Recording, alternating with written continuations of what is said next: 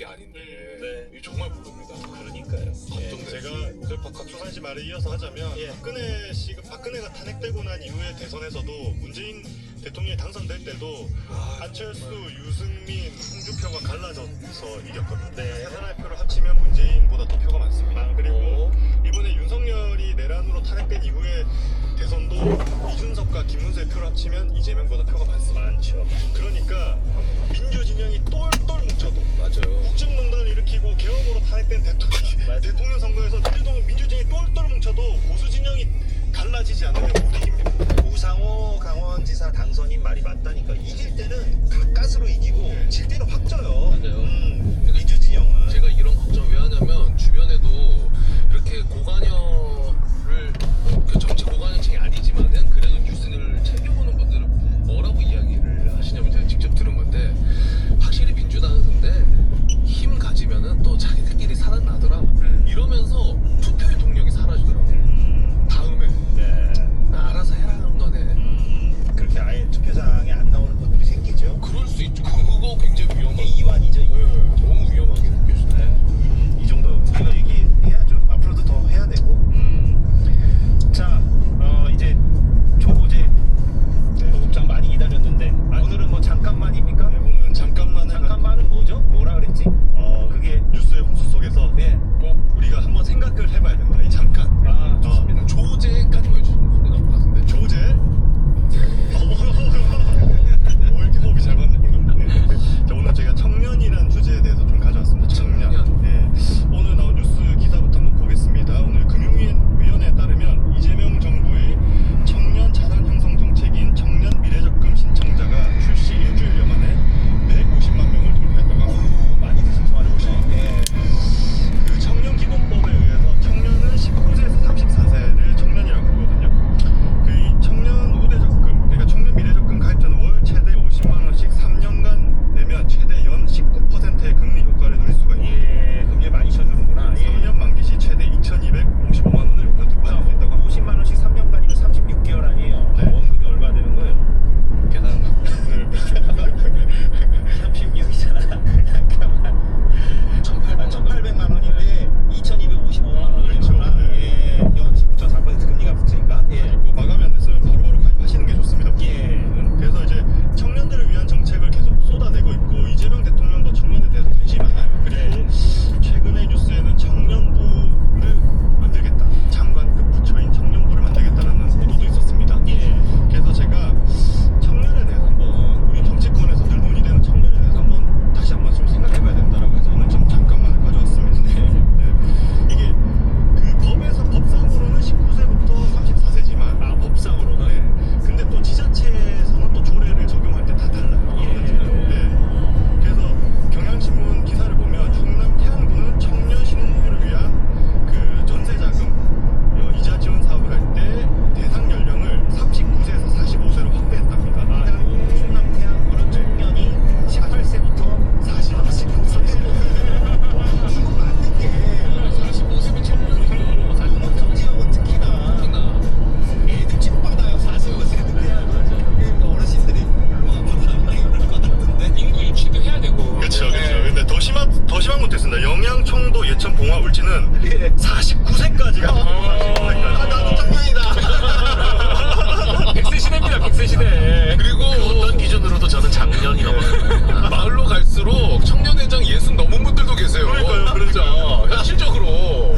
자, 그럼 어디가 지금 49세? 영양, 청도, 예천, 봉화, 울진. 봉화, 울진, 예천, 청도, 영야. 여기 한번 제가 여행 한번 가봐요. 청년으로서 제가 한번 청년 안내를. 네, 여행 한번 가요. 근데 이제 제가 그러면 이렇게 범위가 넓은데 이 사람들을 모두 청년이라고 하고 청년 일반이라는 어떤 개념을 적용할 수 있을까? 이런 생각을 해보는 거예요. 네. 그러니까 청년은 어떤 집단보다도 파편화되어 있습니다. 예를 들면 정규직과 비정규직이 있고, 수도권에 사는 청년, 지방에 사는 청년, 고졸 청년, 대졸 청년, 혹은 자취하는 청년, 결혼한 청년, 혹은 육아를 하는 청년, 이 모든 거를 통합해서 청년 정책 만들 수 있냐는 거예요. 저도 너무나 동감합니다. 그러니까 청년의 목소리를 듣겠다고 하면 누구 목소리를 듣겠다는 거예요. 청년의 목소리. 그럴 수 그러니까 있네. 정치권에서는 그냥 관용적으로 야 청년 목소리 들어야지. 예. 혹은 뭐 우리 청년들 해줘야지 이렇게 하는데 누구의 청년 목소리를 듣겠다고 하는 거냐고요. 세대론이 가지고 있는 함정이 그겁니다. 뭐냐면 세대론은 절반은 설명할 수 있는 논리예요. 그쵸. 우리 사회의 현상을. 그러나 또 절반은 맹점이 있죠. 세대 안에도 얼마나 많은 분화가 있습니까? 부모가 잘 살아서 맞습니다. 바로 그냥 아파트 들어갈 수 있는 청년이 있는가 하면 부모한테 오히려 생활비를 부조해야 하는 청년도 있는 것이고 맞습니다. 얼마나 그 계급과 계층이 나눠져 있습니까? 그거를 다 그려서 청년 세대다라고 칭하는 게 얼마나 현실과 동떨어져 있습니까? 맞습니다. 생각하지 못한 거예요. 그러니까 정부에서 청년을 위한 정책을 펼친다고 하면 무슨 정책을 펼치겠다는 건지 잘 모르겠다는 거예요. 예를 들면은 뭐 복지, 일자리, 주거 뭐 이런 얘기 하는데 그거 청년에만 해당하는 문제가 아니거든요. 실제로 저희 아버지 세대도 일자리 걱정하고 주거 걱정합니다. 네. 그러니까 이런 부분에 대해서 우리가 너무 비판 의식 없이 그냥 청년 문제에 대해서 역시 청년이 중요해 이런 얘기 하는 게 맞냐는 거예요. 네. 그리고 22대 총선 평균 연령을 한번 보면 22대 총선에서 뽑힌 청년 정치인들이 있거든요. 22대 총선이라면 2024년. 예, 맞습니다. 그러니까 이 22대 총선에 출마했던 청년 비례 후보 33명의 직업 구성을 보면 정치인 16명, 법조인 4명, 연구원 2명, 고졸 이하는 1명도 없고 석박사가 11명이었다고 합니다. 아하, 청년 비례대표 후보들 34명은 여야를 다 가릴 거 없이 포함해서. 예. 그리고 평균 그 청년 후보들 평균 재산은 4억 6,340만 원이었던 거예요. 그러니까 24억이 넘는 청년 후보도 있었다고 합니다. 네. 이것이 대한민국 청년 후보의 평균입니다. 그게 과연 청년 세대를 대표할 만한 사람들이냐? 그렇죠. 이런 사람들이 결국에 비례대표가 되면 국회의원이 되는 거거든요. 네. 그럼 그런 사람들이 과연 청년 일반을 대표할 수 있냐는 거예요. 그래서 이 간극을 메우겠다고 국회에서는 늘 자주 청년 토론회, 청년 간담회, 청년 정책 포럼들을 만들어요. 네. 근데 이 행사들은 대부분 평일낮 서울 국회에서 열립니다. 누가 올 수 있냐는 거예요. 누가. 그런 청석에도 그렇죠.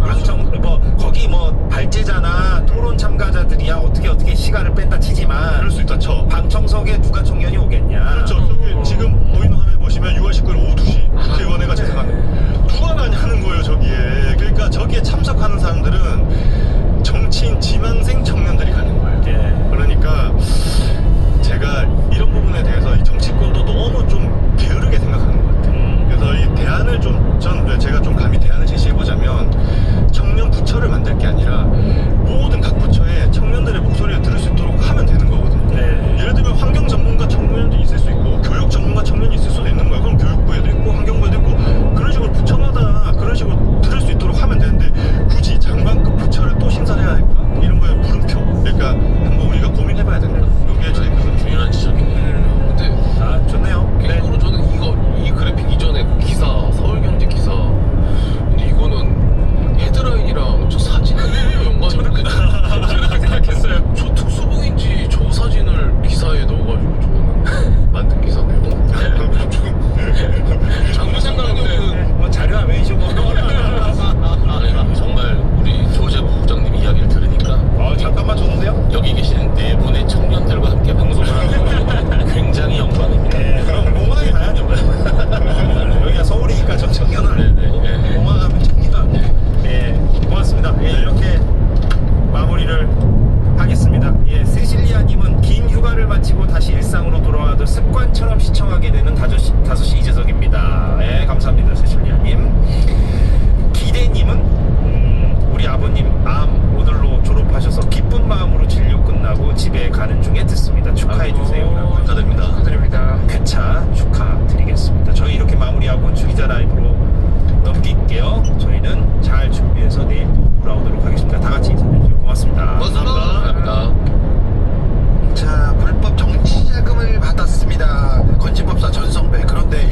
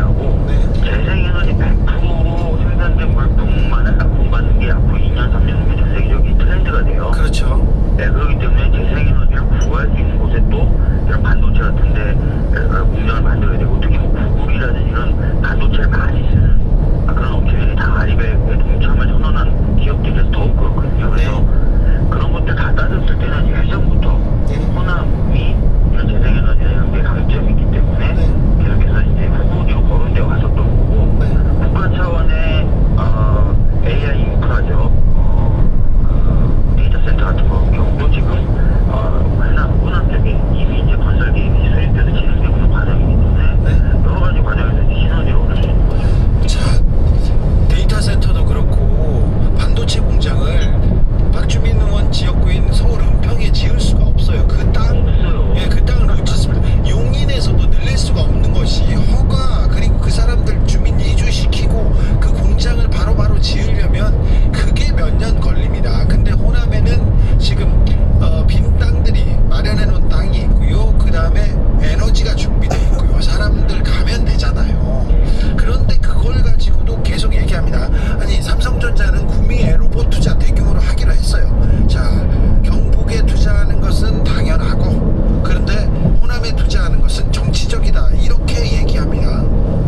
그거는 이제 말이 안 되는 거죠. 그리고 아까 말씀드렸던 것처럼 재생에너지가 중요한 산업들 경우에는 여건을 좀 반복해서 말씀드리는 감이 좀 죄송하긴 한데, 호남 쪽에 풍력이라든지 태양광이 굉장히 여건이 좋아요. 그래서 옛날부터 이제 그쪽에다가 그런 어떤 단지들이 만들어져야 된다고 규정이 되어 왔었고, 이제 그렇게 탄력을 받아서 가는 거죠. 그 현대 같은 경우 이미 그 피지컬 AI 로봇 공장 구조 투자하기로 이미 전에 이미 발전한 거 아니에요. 그렇습니다.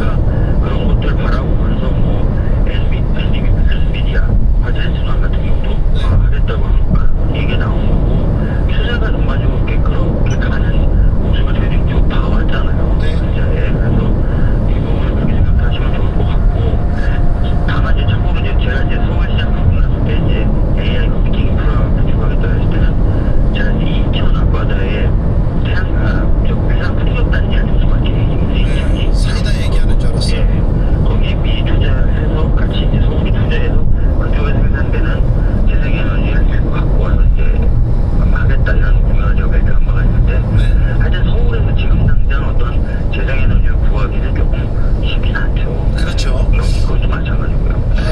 박주민 의원, 그런데 저는 걱정이, 우리 동네에 이런 거 지으면 좋지, 우리 동네 개발되면 좋지, 그런데 남의 동네에다가 이렇게 개발한다고 그러면서 지역 감정을 조장하는 그런 정치인들, 이래 편승하는 정치인들이 계속 늘어나서 그거 걱정입니다.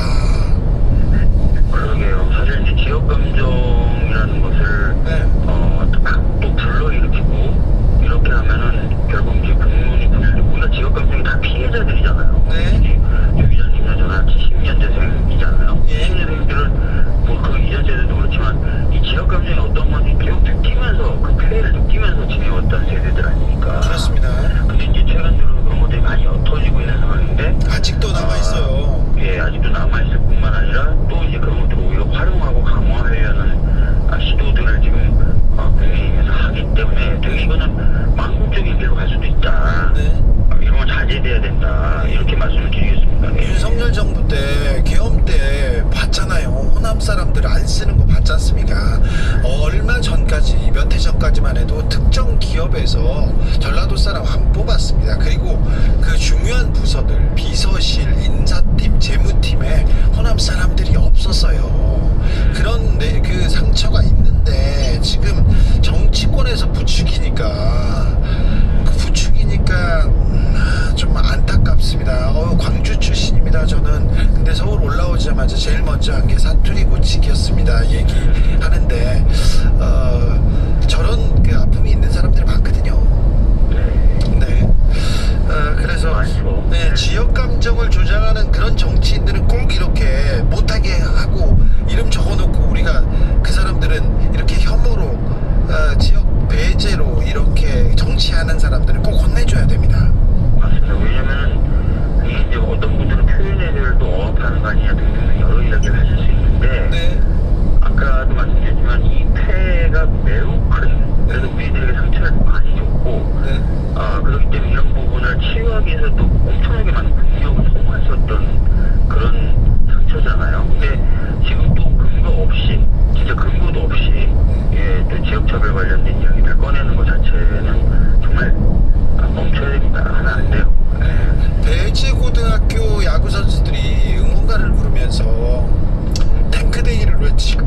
마시고 스타벅스 가자 그 얘기를 하는데 참 가슴 아프더라고요.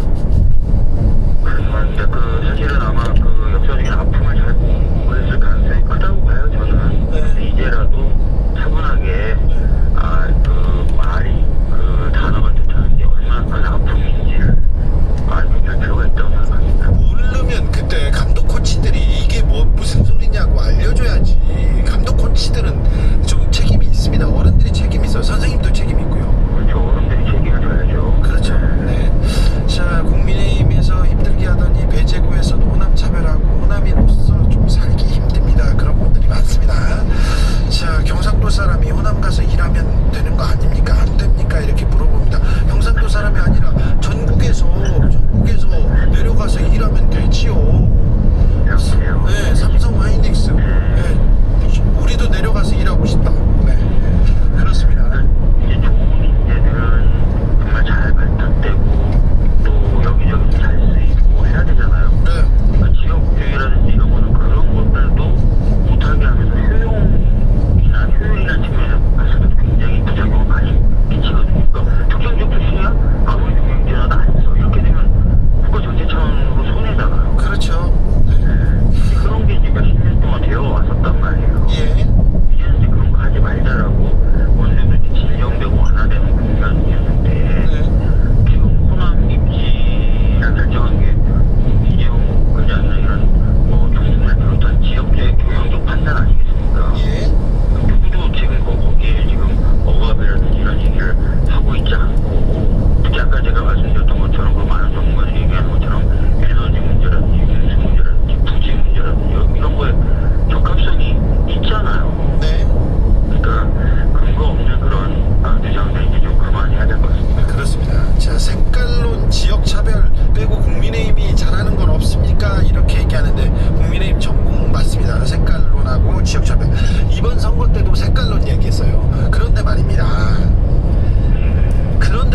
왜 국민의힘한테 민주당이 지지율이 처집니까?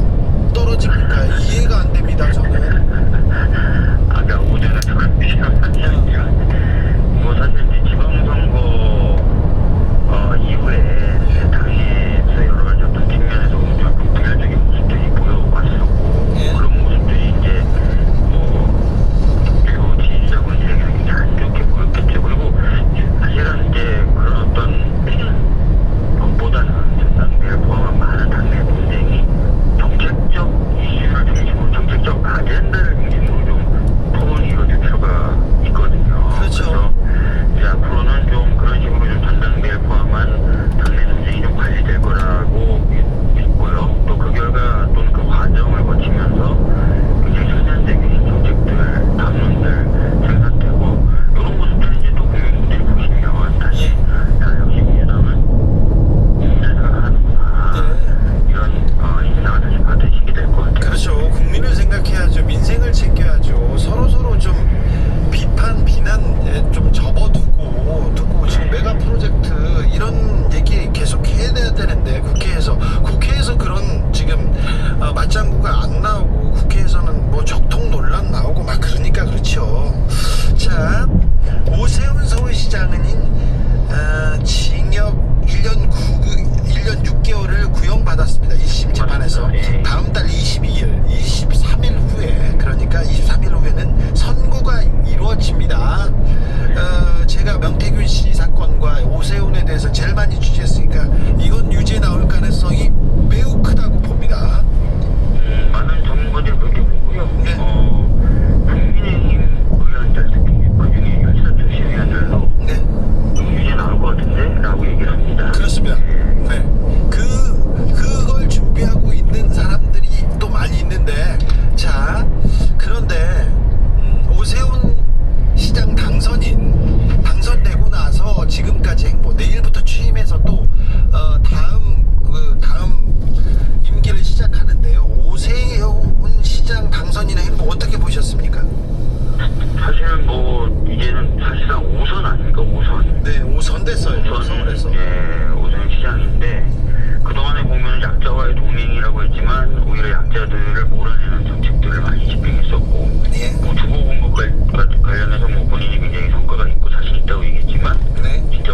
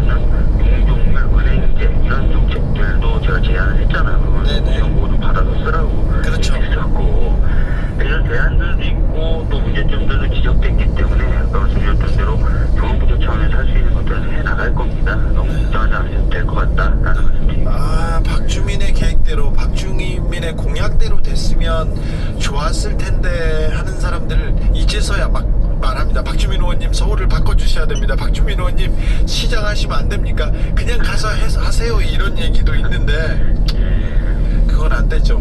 네. 박주민은 반도체도 잘하고 서울도 잘하고 참 많이 잘합니다. 이렇게 얘기했는데 일도 잘합니다. 이번에 그러면 상임위는 어디로 가십니까? 저는 아직 이제 통지도 못 받았는데요. 네. 1차 지망대로 배정이 되는 사람의 경우에는 특별히 연락을 하지 않았다라고 방금 공지가 떠오르는 거 봐서는 네. 제가 1차 지망했던 대로 배정이 된 것 같고요. 네. 저 같은 경우에는 서울과의 연계성 이런 것들은 행안위를 지망했거든요. 네. 그래서 아마 행안위로 배정이 된 것 같습니다. 네. 아, 그렇군요. 한동훈 의원은 외통위 예결위 배치됐다고 이렇게 됐는데 의원님 아직 연락 안 왔나요? 이렇게 물어봅니다. 행관님. 자, 오 시장이 만약에 유죄가 나오면요 3개월 안에 2심이 나와야 되고요. 복잡한 것도 아니에요. 그리고는 3개월 있다가 대법 판결까지 가야 됩니다. 그러면 박주민 의원 준비해야 되는 거 아닙니까? 지금 그 특검법에 그 규정이 있어요. 633을 지켜라. 근데 네. 이게 이제 강행 규정이라기보다는 훈시 규정, 즉 지키면 좋지만 안 지켜도 어쩔 수 없다라는 그런. 근데 조희대 대법원장이 그거 지키라고 계속 얘기했어. 그렇죠. 네. 실질적으로 1심이 이제 지방선거 때문에 좀 늦어지긴 했지만 네. 가급적 그 6개월 범위를 지키려고 지금 하고 있는 거거든요. 그러니까 아마도 그런 추세대로라면 좀 밀리긴 밀릴 수 있겠죠. 네. 그렇다 하더라도 내년 중에는 이제 저희들이 생각했을 때 유죄가 확정되지 않을까 이렇게 네. 보고 있습니다. 그렇습니다. 네. 만약에 안행이 행안위에 가면 경찰도 챙겨야 되고 그 서울시 시정도 좀 챙기고 그래야 되는데. 성관이 문제도 지금은 특위 네. 차원에서 국정조사를 하는데요. 네. 특위가 이제 7월 20일 경위는 끝납니다. 네. 그 이후에는 이제 행안위로 넘어오게 됩니다. 성관 네. 문제도. 그래서 성관이 방금 말씀하셨던 경찰, 행안부 차원에서 늘 신경 써야 되는 국민 안전, 그렇죠. 지방자치단체, 그리고 중수청 출범도 거기 행안위 소속 맞습니다. 행안위에서 챙겨야 됩니다. 그러니까 맞습니다. 박주민이 그 부서로 가는 것도 맞네요. 지금 경찰이 수뇌부가 지금 공백이고 지휘부에서 결정을 안 한다고 크고 중요한 사건 다 그냥 가만히 뭉개고 있고 지금 수사도 안 하고 있습니다. 축구협회 관련해서도 2년 넘게 아예 수사를 안 해요. 네, 그런 부분도 조금 챙겨주십시오. 그래야 되겠죠. 당연한 그 범위와 범위 일입니다. 네. 박주민을 한 10명 정도 이렇게 카피해가지고 이렇게 여기저기에서 부려먹고 싶다 이런 생각이 듭니다. 저는. 네. 박주민을 서울시장으로 댓글이 쏟아지고 있습니다. 네, 자, 보궐선거를 떠나서 서울시가 정상화될 때까지 박주민은 달리고 있으니 현장에서 뛰고 있으니 많은 응원 부탁드리겠습니다. 자, 일 열심히 하는 박주민을 위해서 후원도 부탁드리겠습니다. 오늘 네 고생하십시오. 네, 저희가 아마 끝나면 본회의가 전체적으로 끝나려면 10시 반 정도는 돼야 될 것 같습니다. 네. 자, 국회에서 박주민 의원이었습니다. 감사합니다. 네.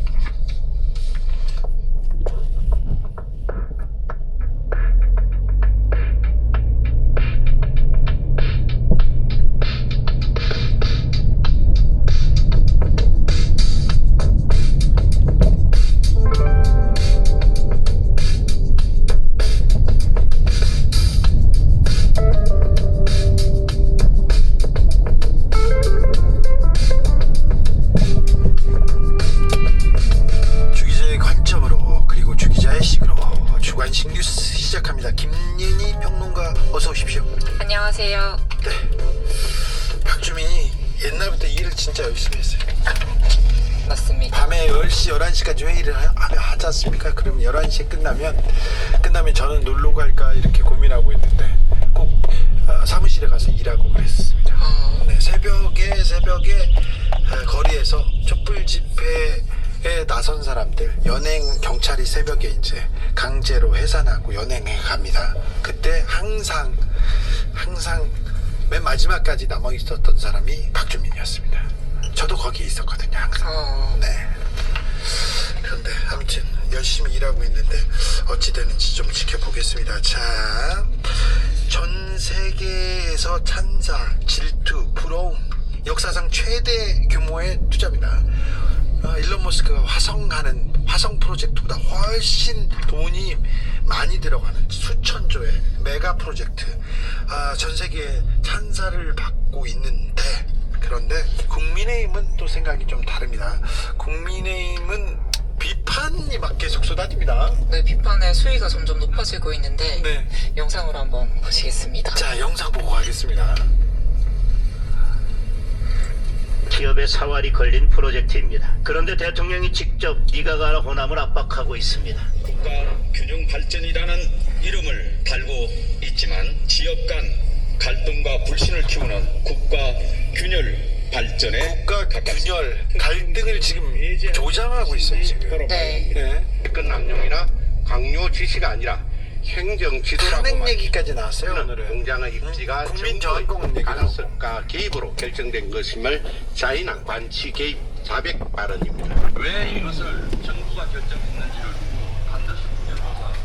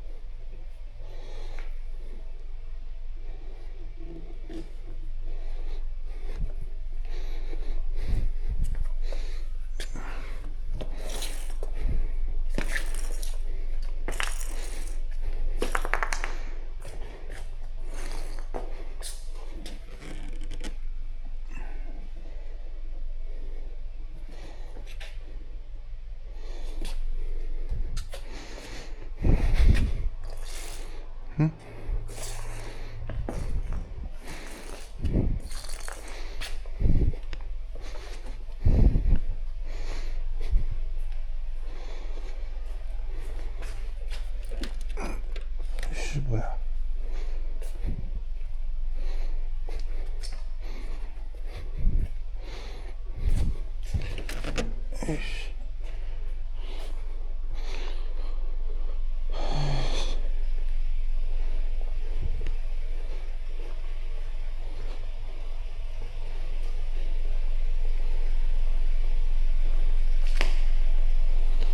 사이드가 채워져 있어.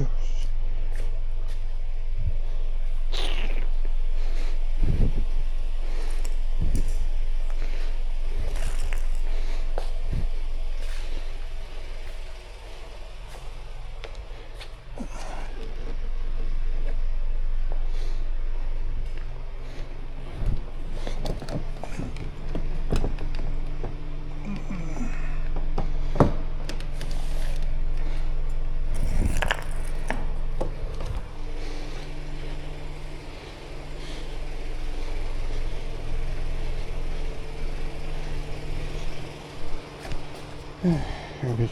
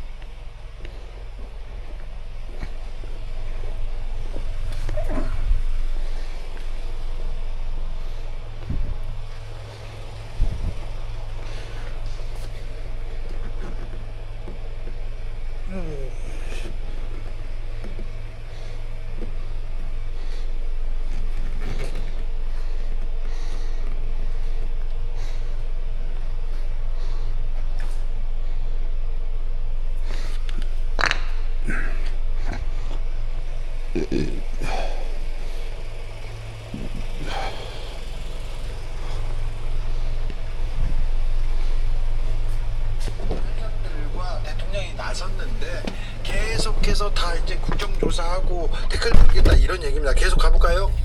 네, 김재원 최고위원은 반도체 공장 하나만 덩그러니 세워선 안 되고 소재 부품, 장비, 인력, 물류 등을 모두 구비해야 하는데 광주 전남엔 아무것도 없다. 지금 광주 전남에 아무것도 없어서 그만한 땅이 있는 거예요. 아무것도 없기 때문에 재생에너지, 태양력, 풍력, 조력 이런 그 발전소를 만드는 거고요. 그래서 왜 거기가 저기에 지어야 되는지를 얘기를 해주셨네요. 광주 전남에 아무것도 없게 지금 국민의힘 전신 그 정권에서 투자를 하나도 안 했거든요. 그래서 여기가 투자 여력이 있어, 투자할 만한 땅이 있어서 그래서 글로 가겠다는 건데 계속 보겠습니다. 네, 우재준 청년 최고위원은 이번 결정이 정치적 외압이 없이 결정됐다고 누가 믿겠나라고 했습니다. 자, 호남에는 뭐 간헐적 그 에너지라고 얘기했는데 호남은 그 간헐적 알리백 재생 에너지를 써야 됩니다. 네. 청년 최고위원이라고요? 청년 다시 한번 볼게요. 다시 한번 볼게요. 간헐적 전력의 중심이 재생 에너지 중심이어야 됩니다. 이제는 뭘 만들 때 네. 우재준 의원님 이제는 그 간헐적 전력이 중심이어야 되는데 간헐적 전력이라는 건 이건 말도 안 되는 무식한 소리고요. 신재생 전력 중심이어야 된다니까요. 용수도 강하게 찾다고 하는데 오늘 반도체 전문가가 와서 얘기하는데 반도체에서 사막에 짓는 데입니다. 물이 그렇게 필요한 것도 아니고요. 빗물 받아서 그리고 지하수로 충분하답니다. 네, 댐이나 제2용수로 충분히 가능하다고. 용인보다도 훨씬 평택보다도 우리 가까운 곳이 호남입니다. 자, 지나가 볼까요? 네, 최은석 원내수석 대변인은 이재명 정권 최대 산업 게이트가 열리고 있다. 강행한다면 법에 준엄한 심판을 받게 될 것이다 라고 했습니다. 받아야 될 것 같습니다. 네. 자, 국민의힘은 다 자기소개하는 것 같다는 데 딱 맞습니다. 자, 안철수 의원 나왔습니다. 안철수 의원은 호남 반도